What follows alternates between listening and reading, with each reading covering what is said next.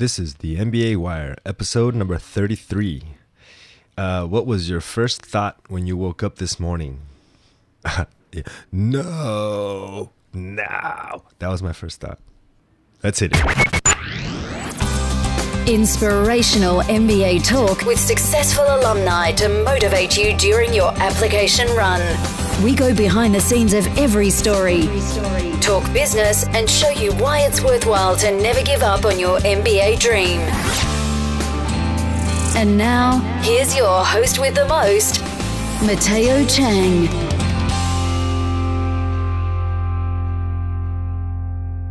What's up, citizens of the MBA Wire? Welcome back to yet another episode of the MBA Wire. I am so happy that we're actually back up and ready to go. I'm stuck in right now, I'm smack middle of applications for first round, so it has been crazy busy.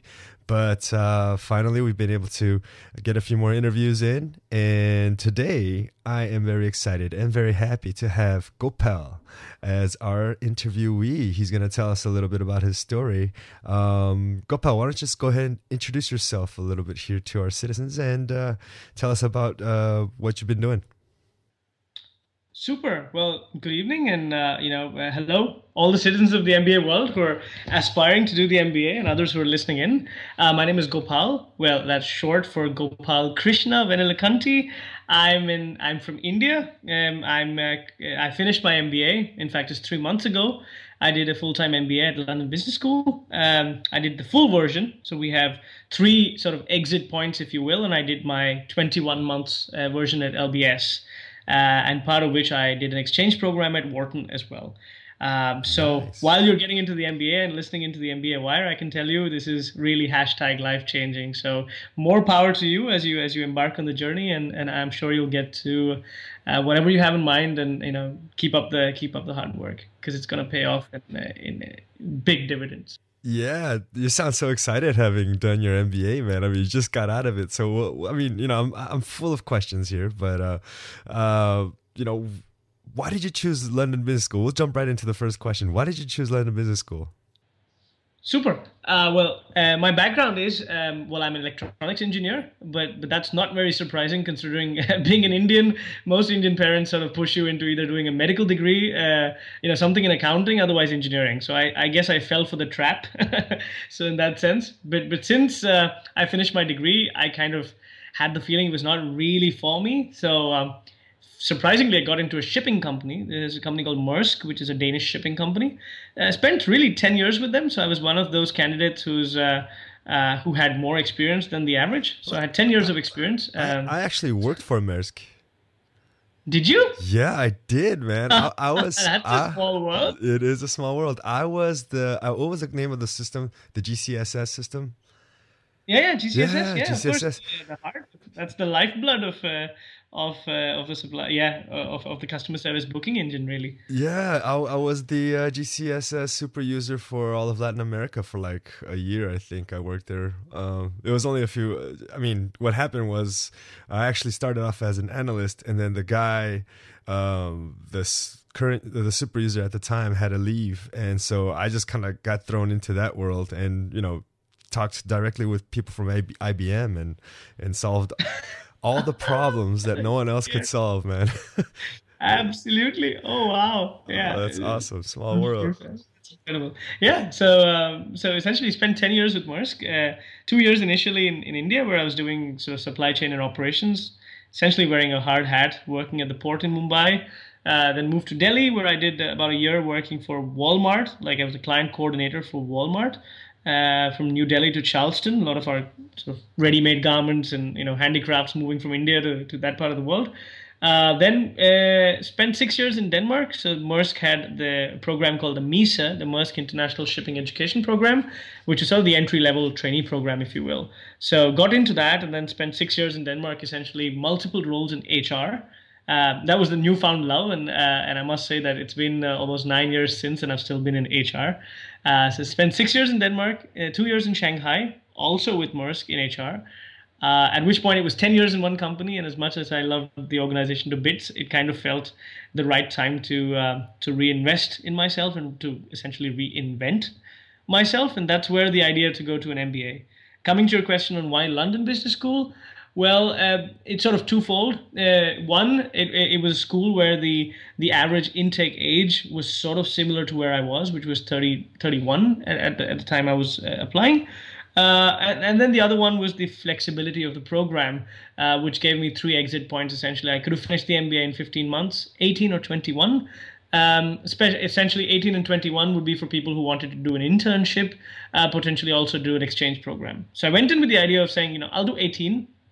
But as I said when I opened, saying that it is a hashtag life-changing experience, and when I went into it, I said, this is a once-in-a-lifetime opportunity. I did an internship and as well as an exchange at Wharton, and I get goosebumps when I think of the MBA and the good times and all of that. But yeah, did the full version at the end of it. So partly was the flexibility. The other was the age and the cohort was another reason.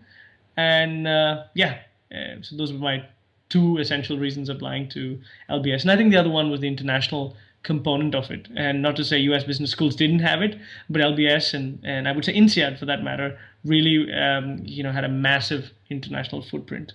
In terms of people coming from not just different parts of the world, but also different feeder schools. So when you had someone from China, they really were from China, and they had spent time in Fudan or Tsinghua or one of these top Chinese schools, as opposed to having an undergrad degree in US, which also is it could be the case with some of the US business schools. But all in all, I think no matter which school you choose, really what you put in is what you get out. So I think that's really key. I think all schools that are in the top few, they all do a great job in trying to give you an experience that could help reshape and mold yourself the way you'd like to take your career forward. So really, yeah.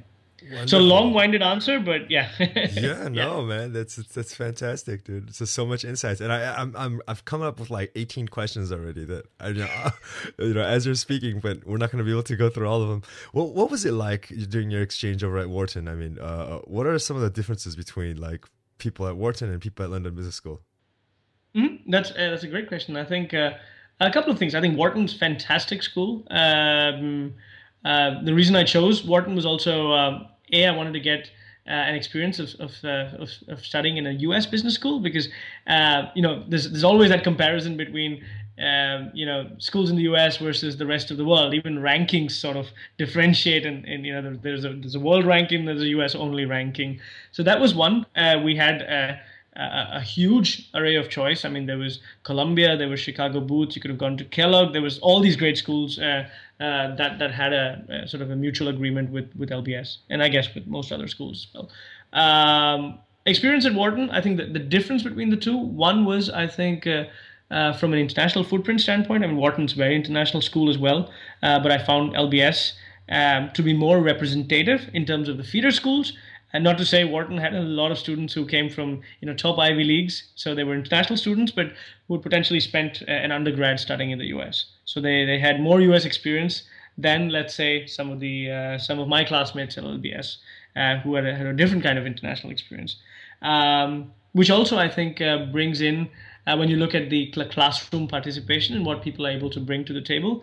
I think there's also varied levels of experience there. I mean, Wharton, a lot of students, put their hand up and spoke, and LBS they did the same. But again, having had a US education for most students before, I think the level of interaction was kind of different, if you know what I mean, which I can explain. Which was So I guess at Wharton it was a lot of people put their hand up in class and spoke. At LBS, that would be the case as well. Just that at times, we had case studies that actually focused on different parts of the world. So which in a nice way gave opportunity for students from other parts like in Korea or China or so on to bring their country, their culture into the classroom. So it was different in that sense. I think the other experience that I had at Wharton was the sheer size of being part of a larger university, which London Business School is not. I mean, we're a standalone business school. It's great at what it does, and it's a city school. So there is that experience of being in London, which is maximum city really. Wharton's in Philly, but very engaged alumni. So it doesn't, while you're a bit further away, you still have people coming to campus. But the fact that you're part of university has a different feel. The fact that there's a lot of people staying on or around campus has a different feel than being in part of a city school. So I think there's pros and cons to both. And if I looked at the age cohort, a lot of people were much younger at Wharton. At LBS, a lot of my friends, were having their second children. Some had kids already. Some were planning. So a lot of people had significant experience. So again, different. I wouldn't say one is. It was just both were incredible experiences, really. And I think one thing that was common between both schools really was humility. I think there was a lot of humble people I met, a lot of really nice people. So there was no airs about anyone, either place. People were just there to learn, there to create impact, which was fantastic, really. Amazing. Like when you say like the whole university life, the on-campus life, it's kind of like in the movies. Indeed. Indeed. I think, is it full of all those parties and stuff? Because I don't know about. I mean, there's graduate study, but then in MBAs as well. I think MBA students tend to be a lot more serious. Or am I just completely wrong? Yeah. Well, I would question that. I think the work hard, party hard culture is certainly there in most schools. Of course, you've got to be in the right sort of friend circle to be invited to all the wild parties, I would say. But that said, I think there's the MBA is certainly not. It is taxing. I mean, for me, I can certainly say that the first semester was quite tough. I mean, I didn't have a background in finance, and I certainly wanted to. I was there to learn as well. While I had a lot of my classmates who were either investment bankers or consultants, and certainly a lot of smart people, much smarter than I was. So I ended up spending quite some time in the library, just trying to figure out how the whole accounting and the corporate finance world was. So it's again priorities.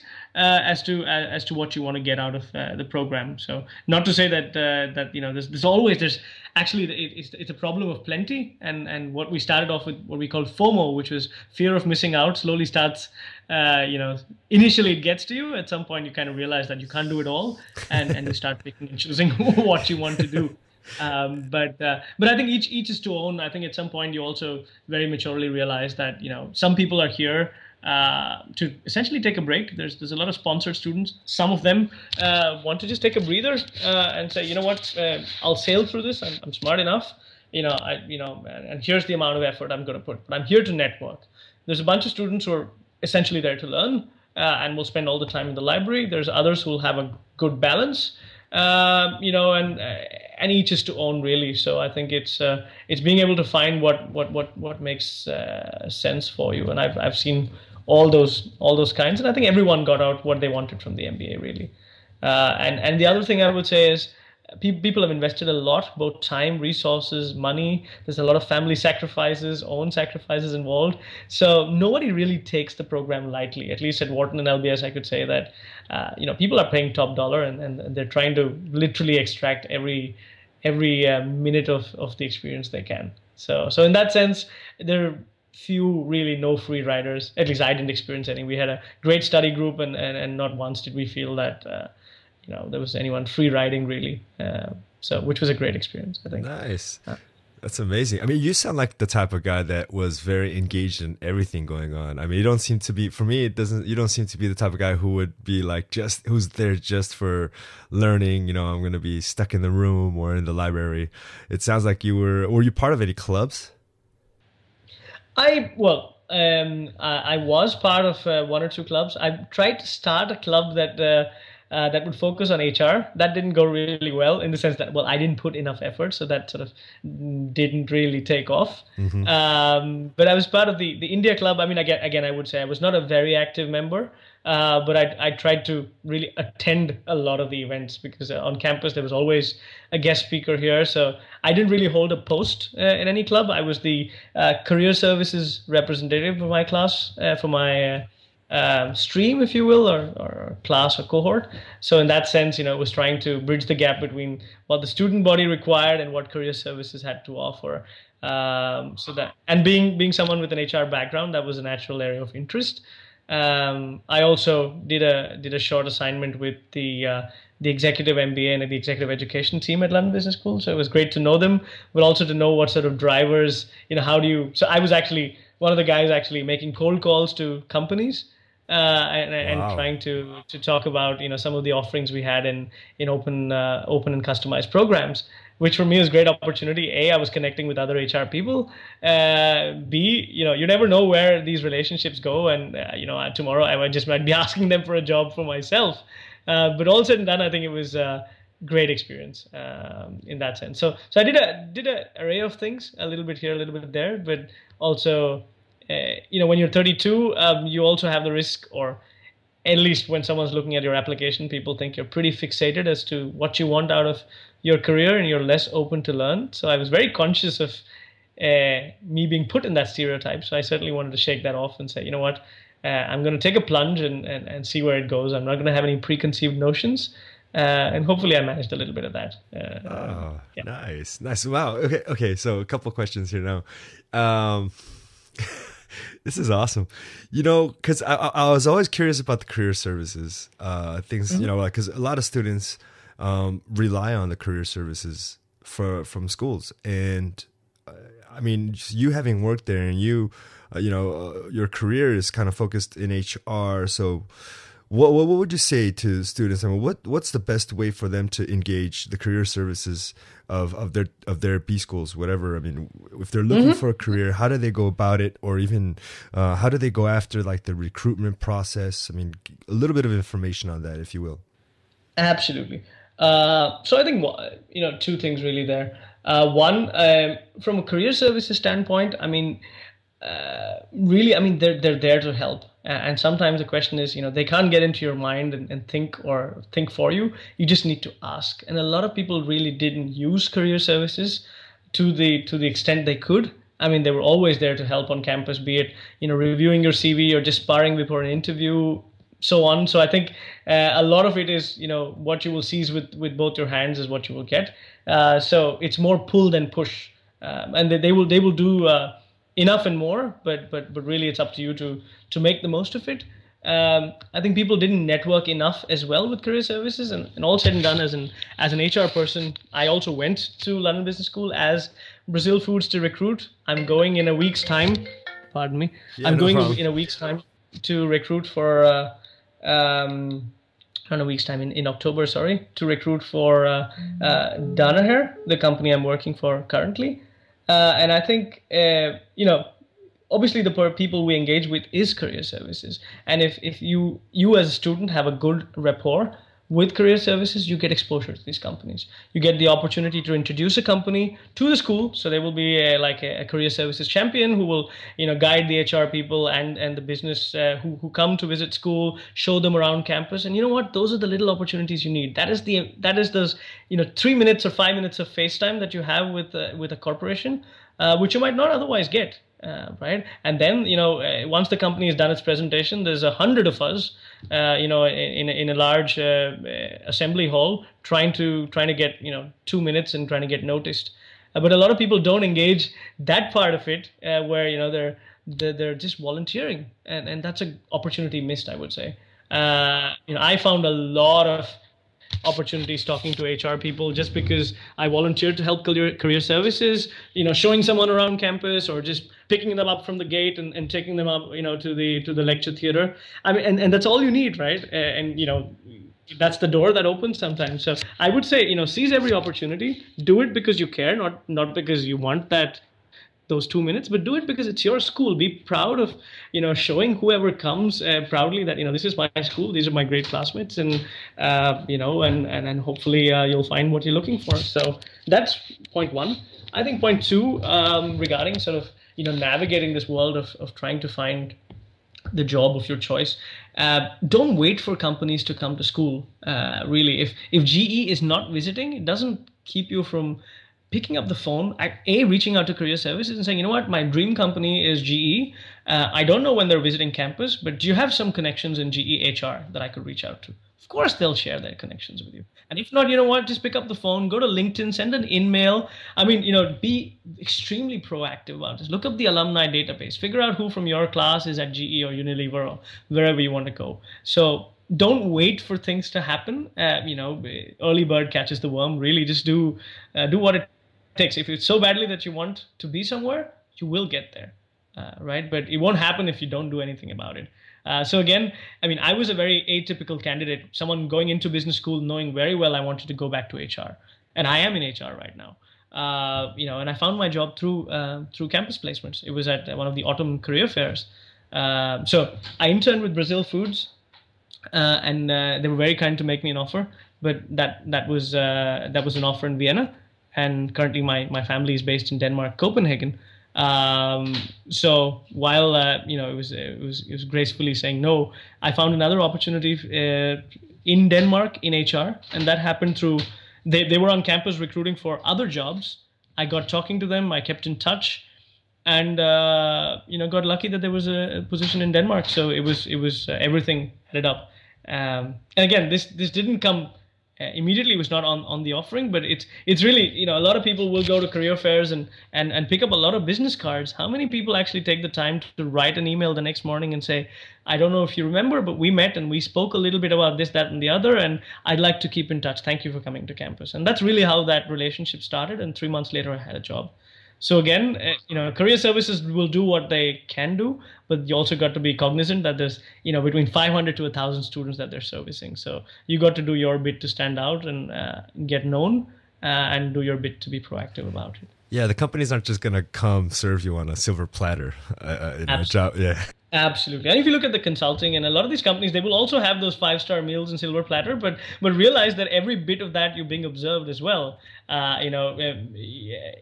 Every time there's a company dinner, or you get invited to one of these networking events that companies will host, and there will be a lot of those. Mm-hmm. At all points, be aware that there people are making judgments. So are you about the organization, about the people you meet there. True. But so are they. True. So again, it's play your cards right. And take. Well, I think first choose the business school for the right reason, and then the organization as well for the right reason, because and whatever that means to you, it could be nothing wrong in choosing a company because it offers you more money than the other. That's fair enough, as long as you're aware that that's the driver, right?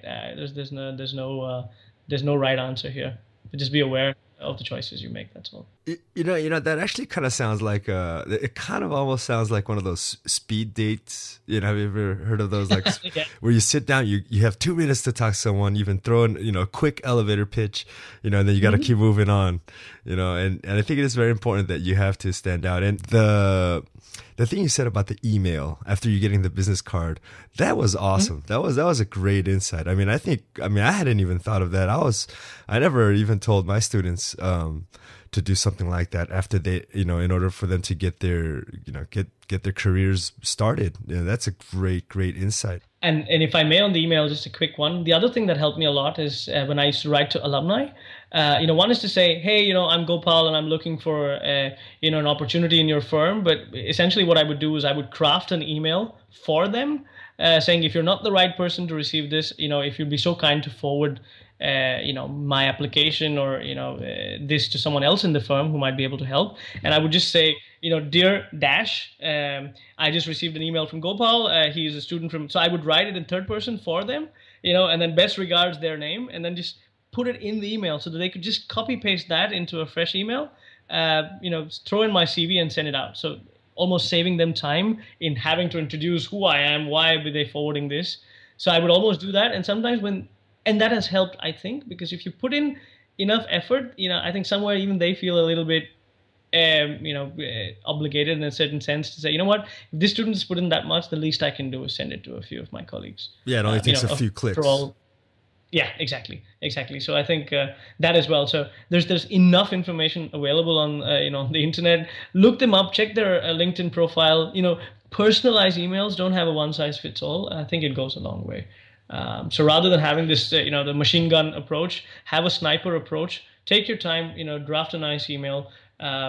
try and get to know who you're writing to, and try and make it personal. I think it goes a long way, certainly. Wow, for someone who works in HR, you really sound someone more like a headhunter, man. You know, just executive searching.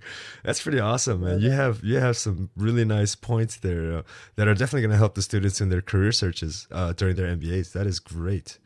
You know, you had mentioned that you did an internship here in Sao Paulo. Yes. Mm-hmm. How was that experience?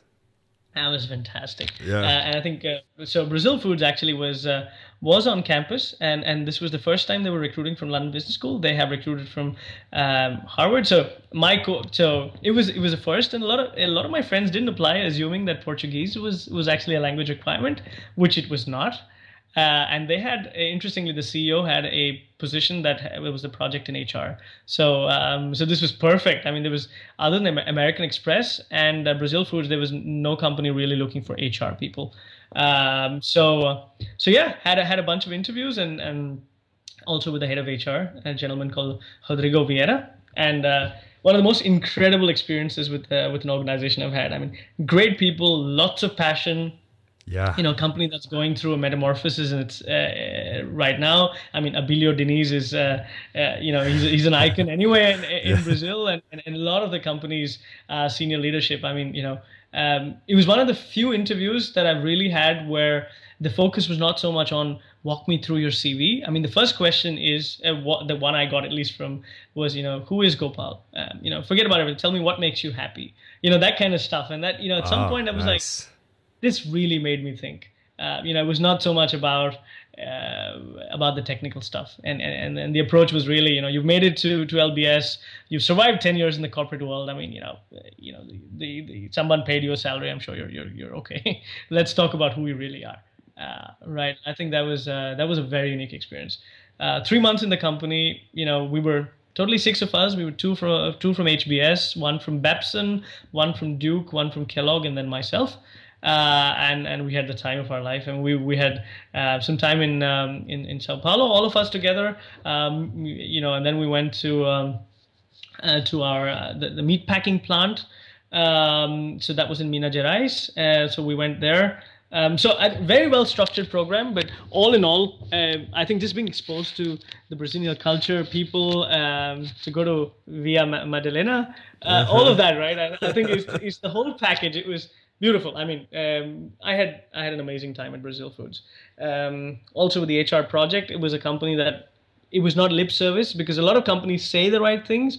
Very few have, to really follow it up. And here's an organization that, HR really had a seat at the table, and it was asserting itself in the right way, speaking the business language, trying to be a good business partner. So learned immensely, loved the people I met, still in touch with many of them. While at Brazil Foods, I was inspired to write what I call the Friday inspiration, an interesting story, a quote, whatever, which led to me actually formally launching my blog much after, which was a compilation of all the Friday inspirations. And, I write a blog once every week, if not two. Nice. And I was introduced to a concept of Kairos, which is something that stuck to me. So the idea of Kairos was, it was told to me by the head of HR at Brazil Foods, which he said that, time is generally linear, which is chronos in Greek mythology, which is chronology. But there's times in life when time becomes exponential, that in a moment of time that, many things happen. This is almost when it's sort of, it's the opportune moment in life where it's just magical. No matter what you do, things will happen. Like sometimes you say, 1 year of experience or 1 year in certain part of the world gave me like 3 years worth of experience, or 2 years in the MBA was like learning for 5 years. I mean, everything compressed in one, and that's what they call Kairos. And basically, he said that, this is the Kairos moment for Brazil Foods and for you guys. So you can go through the internship and do all the right things and we'll give you a job.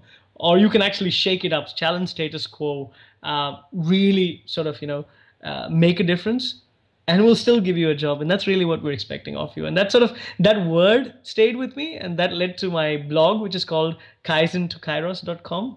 And Kaizen being continuous improvement, and Kairos being sort of the opportune moment, which essentially was, keep preparing yourself, keep Kaizen, so that, when preparation meets opportunity, that's when really, Kairos happens. So that's something that I got left from my time in Brazil Foods that has stayed with me, and all the lovely people. And that was very deep. That is awesome.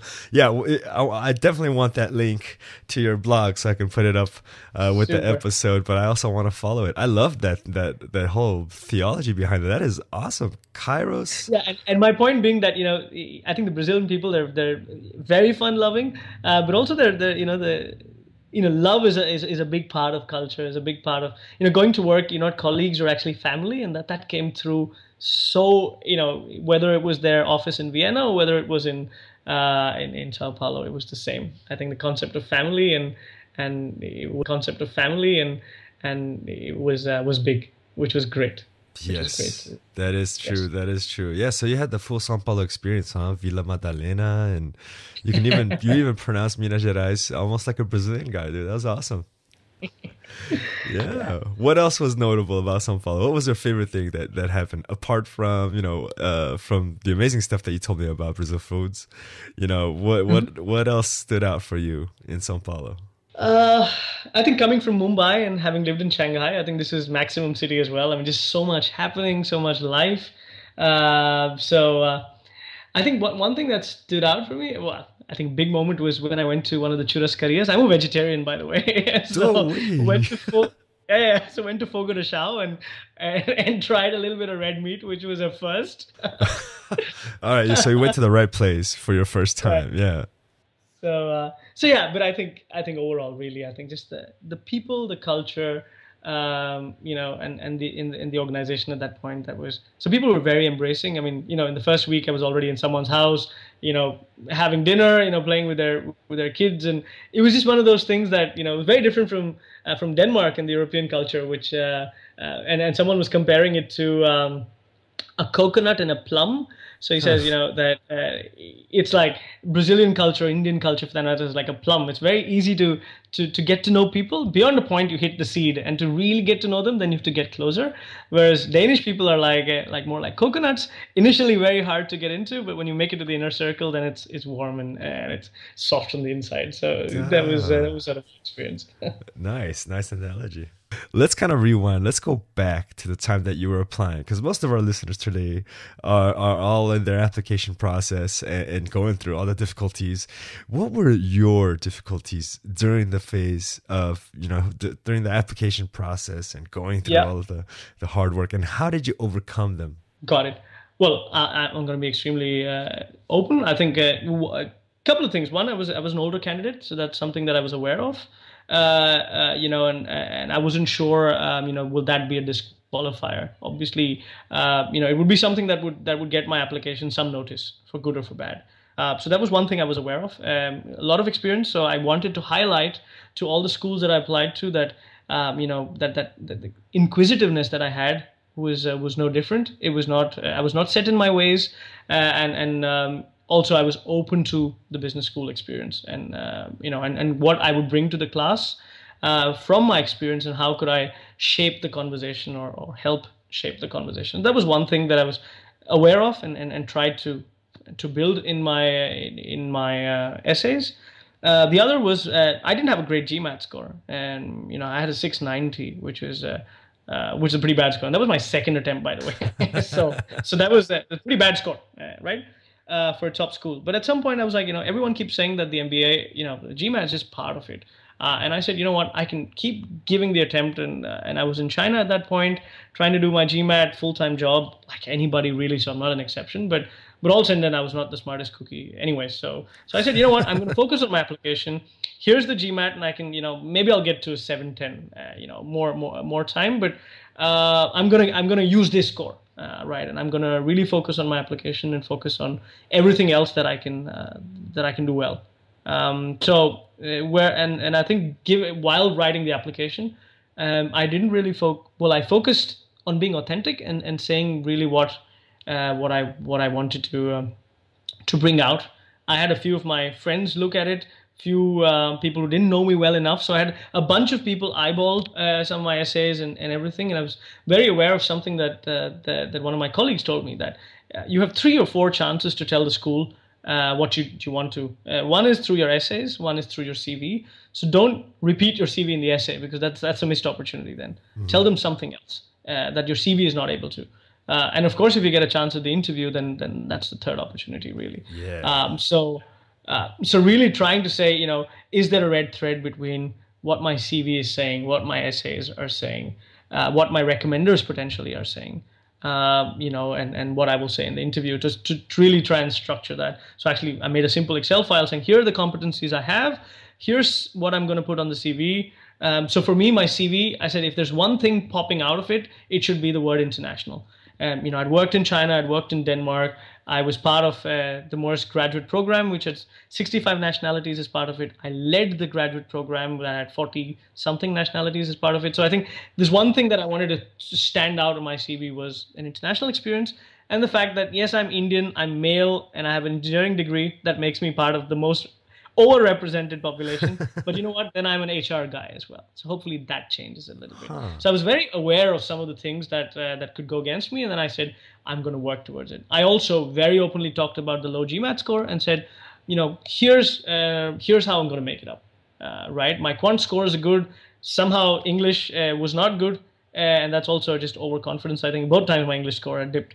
But I said, you know what? I write blogs. Here's what I'm doing. And here's all of the stuff that can go to show that, of course, I can understand what the professor is saying in class, but I can also articulate myself well, and so on. So I openly sort of talked about things that anyway would have stood out. So might as well take the bull by the horns, talk about the elephant in the room. So those were some of the things that I worked with. I had great recommenders. So I think my big advice is sound them out early enough in the process.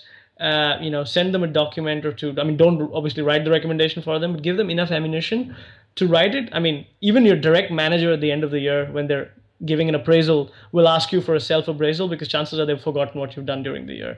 And if this is a recommender that you worked for 2 or 3 years ago, chances are you'll have to remind them a lot of about what you've done and things and so on. So do that. Take time, because the recommendation is really the make or break. Is the way at least I saw it. And of course your essays. So I took that very seriously. I put in a lot of effort, a lot of time, got a lot of people to see it. There's some services out there that could also help you, and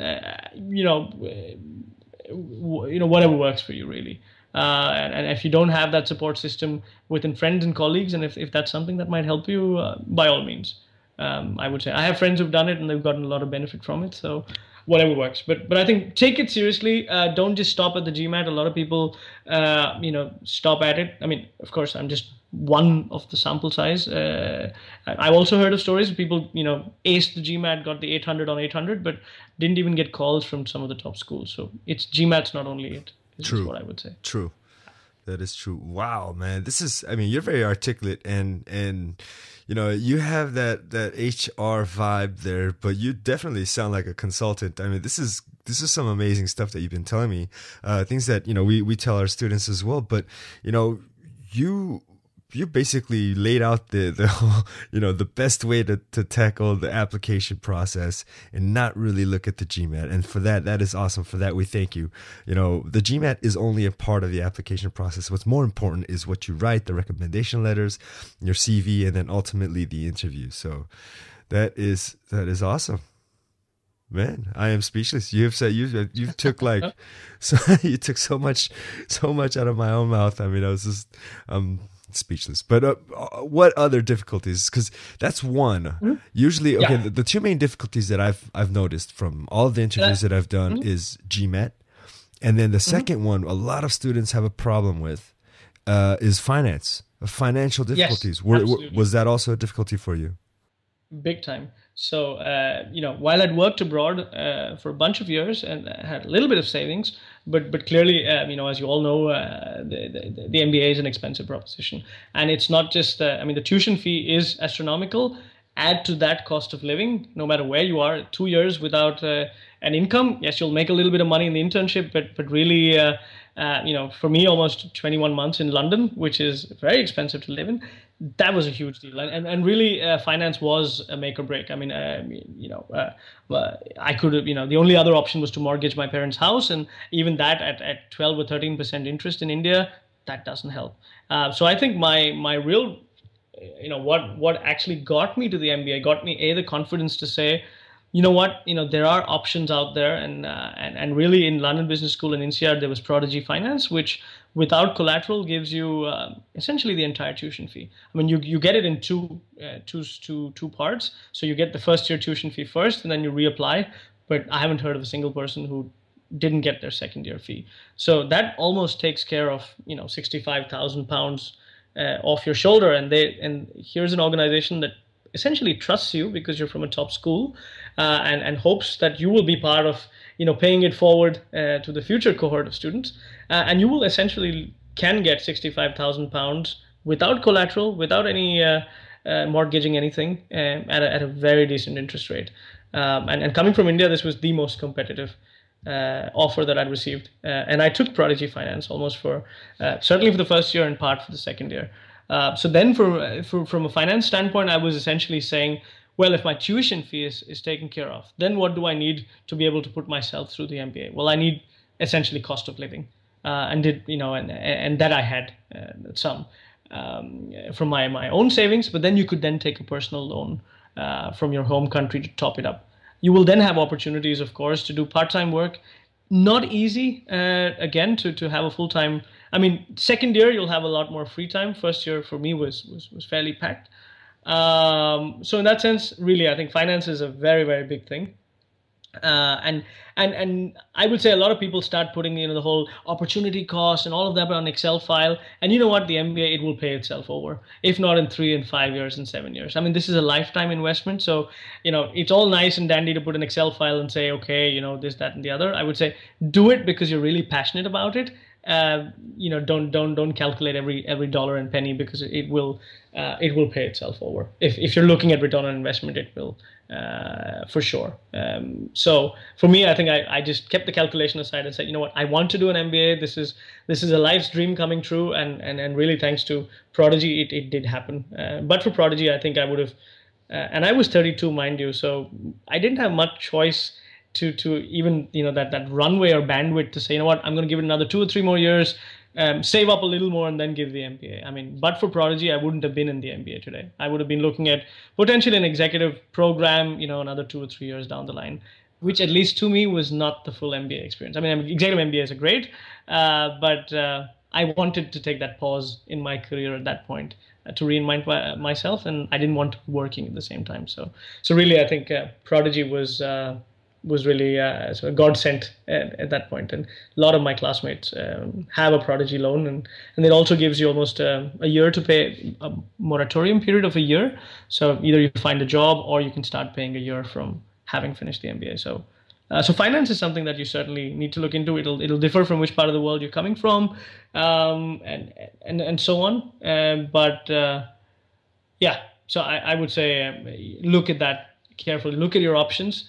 Contact your school. I mean, scholarships and all of that, they're there, but obviously, not everyone gets it, right? So, True. So it's one of those things. Yeah. True. Yeah, I mean, executive MBAs are great, masters in finance, masters in business and stuff, but they're not a full-time MBA. I mean, it all depends on what it is you're looking for. And absolutely. Yeah, and in the fact that, I mean, it's funny because I see more and more students getting help from Prodigy Finance and also looking for Prodigy Finance information. And I think what they're doing is fantastic, and you said it the right way. I think it's about it's about paying it forward. So many students from before who didn't have the means to do their MBA can now, because of Prodigy Finance, have been able to do their MBAs, and then in the future are giving back, paying it forward, making sure that other students who are in tough financial situations have the ability to not think about that as much and just worry on focusing on doing their taking the most advantage out of their programs as possible. I mean, that's just, I admire what Prodigy is doing so much. Absolutely. I think like they say that you almost have the you get that helping hand at the right time, and you want to pay it forward. So I mean, and the thing with Prodigy is that it's very professionally run. It's a very painless process. I mean, it's essentially it got done very quickly. I think the loan approval was really very quick, very professionally done. And they're on campus. They're there to help out throughout the year and give professional advice and so on. So one of our 2014 classmates actually now works for Prodigy as well. So they're also now employing MBAs, so which is great. So so I would certainly encourage everyone to check out this option if it's not something that that you actively heard of or haven't seen yet, then absolutely must. So that is one thing about finance. The other one I would say is the sooner you're aware of this, because I'm sure some of the listeners here are almost being put away by the finance part of it, saying, these top schools, they cost a lot, so you know what, I'm just gonna sort of lower my expectations. Look at your finances and the options available, because that'll actually give you the wings to dream and fly, and the MBA is then reachable actually. So from a distance, all these top MBAs, they almost sound out of reach, but they're actually not. If you know the right resources. Yeah, that's true. And that's kind of funny too. Like a lot of students come to me about asking, what's the ROI on an MBA? And it's not even just the ROI. The thing is, a lot of people are worried about not being able to get a good paying job, a good paying job after their MBAs. And the thing is, it's funny because I've noticed this trend in the last couple of years. I think there was an article that came out from the courts this last couple of days, but the thing is this, more and more companies are hiring MBAs than ever before. And even in different markets, whether it's in a development country or if it's in a first world country, whatever, wherever you are, there is a certain amount of unemployment, but the market for MBAs has been growing for the past 3-4 years. It's an incredible phenomenon, and I don't think it's much of a concern. It shouldn't be much of a concern for many students, because as more and more companies are hiring MBAs, I think in the near future, an MBA is going to be like the college degree from 15 years ago. You need to have an MBA in order to be in the forefront of this cutthroat competition in this global market now. You're not competing. Companies are not competing in their local markets anymore. They're competing globally. Mm. Absolutely, and I think you said it rightly. I mean, even the company I work for right now, which is Danaher, is they have a very robust MBA hiring program, and they're still constantly evaluating. How can we attract the best talent? Because the war for talent. I mean, whether we're a conglomerate. In the company I work for is called Radiometer in the medical devices industry. We're looking for MBAs as much as McKinsey is, and so we're all fighting for the same pool of people. So really, companies are also trying to say, how can we attract not just recruit, but how can we get the best of the best, right? How can we, show them a line of sight of their career if they were to join us, and where we could take them. But as you rightly said, the MBA is becoming the college degree of 15 years ago. And today companies talk about the T structure, which is have breadth a little bit, but also depth in one area. So an MBA does give you sort of the breadth of experience, a little bit of everything. But then finally, you'll have to find which is the one area that you'd like to deeply know already or get into. And some companies are also talking about the pie structure, where you have a little bit of breadth, but actually 2 areas of centers of excellence. So there's a lot of models out there, but essentially, the MBA, I think, is a good platform to actually, if you're interested in business, it teaches you essentially how an organization, how does the whole machinery come together, right? And then you find your space within it, and then you grow. So absolutely, I think the demand is there. And that's why also then choose the school depending on which part of the world you'd like to be. Partly, I mean, these are all international MBAs, so mobility certainly is embraced. But also, like some schools are known for some areas more than the other. So also look at that while you're choosing the school, and and look at culture fit, because that's something that most of us forget. The rankings, yes, they'll give you one data point, but again, my opinion, the top few schools, I mean, they're all good, really. So in that sense, look at what makes sense for you. And in some cases, if it's a financial decision, if one school is giving you aid and another is not, maybe that's what sort of moves the needle for you. So really do your research. Don't just go by FD or US News rankings blindly. And if you have the opportunity to actually visit campus, like absolutely take that opportunity. Or certainly visit these schools. I've seen an MBA Wire. You mentioned which schools are coming to different parts of Brazil and so on. And so take that chance to go visit them, speak to the admissions officers, just get a feel of the culture. Hear the podcast, because through me you get a little bit of an idea of my thoughts of London Business School. And I'm one student of 400, but that's at least one. And hear the other podcasts, because you'll know what someone from a Chicago booth thinks like, what someone from a Kellogg thinks like, what are their experiences. So any amount of data point, and listening to these podcasts, you might just get tips for your own essays, saying, hey, someone spoke about this club on the last podcast. Maybe I could research a little bit more because I'm interested in that space. So again, more data points you can get, it'll help you piece that puzzle together and write a more coherent essay, and put your best foot forward as well. So yeah. Yeah. Thank you. That's awesome, man. Yeah, that's actually what I try to do is, like, in the conversations that I have with all of my interviewees, is to just try to show some of the cool things of each school and to see if listeners can also use that for their applications, because that's so important.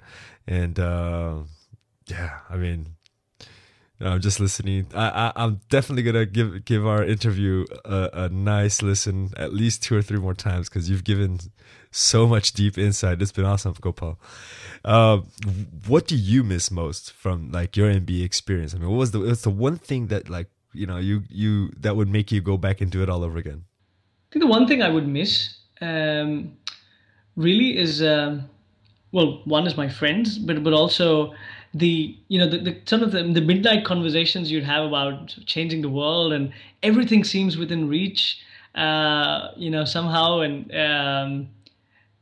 And I think one thing that I realized in the second year was networking with faculty, because the students cohort, you'll know your classmates very well in your study group, but don't miss the opportunity to network with faculty, which I did during the second year, which I'm very grateful and humbled that I got to know some of the faculty members, and these are going to be game changers themselves. I mean, some of them are going to win Nobel laureates, others are going to write interesting stuff and change the world in their own way.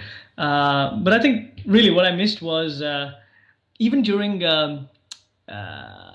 going through interviews and recruitment phase, I saw so many of my friends, prepping each other for that McKinsey interview. Both would be competing the next morning, but the night before they're actually, genuinely giving honest feedback to each other, saying, what, let's do that again. That was not good enough, Dustin. Let's do that again, right? And I think that almost felt like these are people who will compete fiercely the next morning, but deep down really care for each other. And somehow this experience is compressed.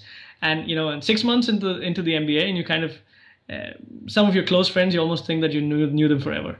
So I just miss the whole feeling of being in an academic environment where everything feels doable. Those classroom conversations where people are bringing their input to the class, a little bit about their life, failures, successes, relationships, what have you. So I think that's something I'll miss, and I think as an alum and getting that new college iCard that says alum didn't feel so nice initially, but I think now it's my part to say, well, getting back to the industry, how can I interface with school again?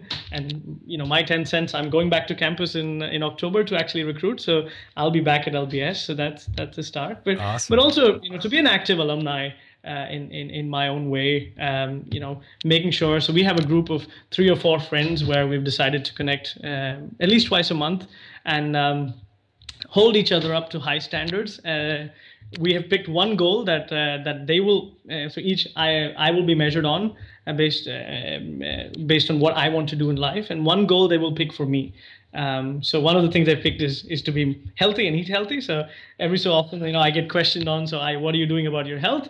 And the other one is my long-term goal, which is to change the world in the field of labor relations. And every so often, then when we connect on a Google Hangout or Skype, then I get asked that, and we keep in touch that way. So, but I miss really everything about school, to be honest. It's a great experience, guys. I mean, no matter where you are, give it your all, because what you put is what you get, and it's gonna be one hell of a journey. So wow, yeah. Well, Gopal, I want to just thank you so much for the time that you have given us and all of the insights that you've given us in this past episode. I mean, this is awesome. I'm here beaming, literally, because I mean, there's just so much information here that I've learned. Incredibly grateful. Thank you so much. Now, a final question that I like to ask before we finish up our interview is, do you have a final word of advice to our listeners? I think the final word of advice really would be, do the MBA for the right reason. Put in your heart and soul into it. This is a great experience that you will have. Choose the school that fits with who you are. If you have a chance to visit, but really, I think one life. Listen to your heart. Make sure the head, heart, and hand are aligned, because when that happens, it's going to be magical. So no matter what you do, question yourself as to why you're doing it, and if the answer you get is something that makes you happy, just go do it, really, because you'll have if you ask 10 people, you'll get 25 opinions as to why you should do the MBA, why you should not. Look at the ROI, blah blah blah. Ask yourself deep down. Is this what I want to do? Is this something that'll make me happy? Is this where I see myself? Does this help me getting to that long-term goal I have set? Does this help me changing the world if that's what you want to do?